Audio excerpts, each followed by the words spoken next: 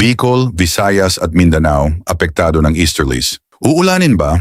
Alamin natin ngayong June 12.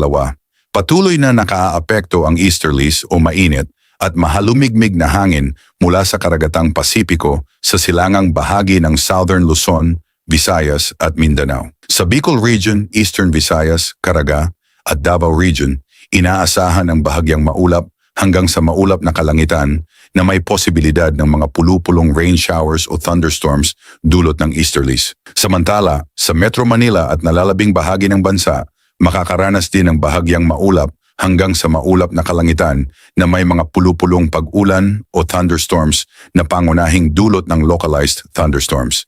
Bagamat hindi inaasahan ang malawakang pag-ulan, pinapayuhan pa rin ang publiko na maging alerto dahil posible pa rin ang flash floods o pagguho ng lupa kapag naging malalakas ang thunderstorms.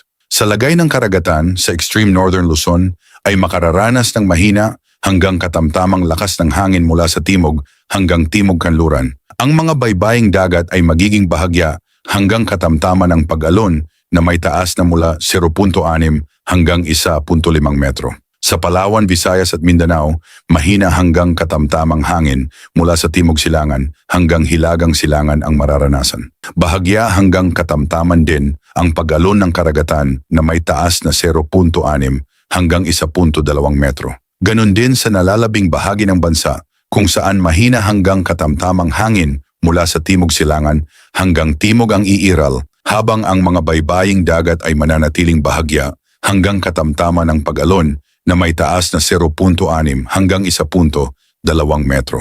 Laging magdala ng payong at magbaon ng tubig tuwing may lakad. Like and subscribe for more updates.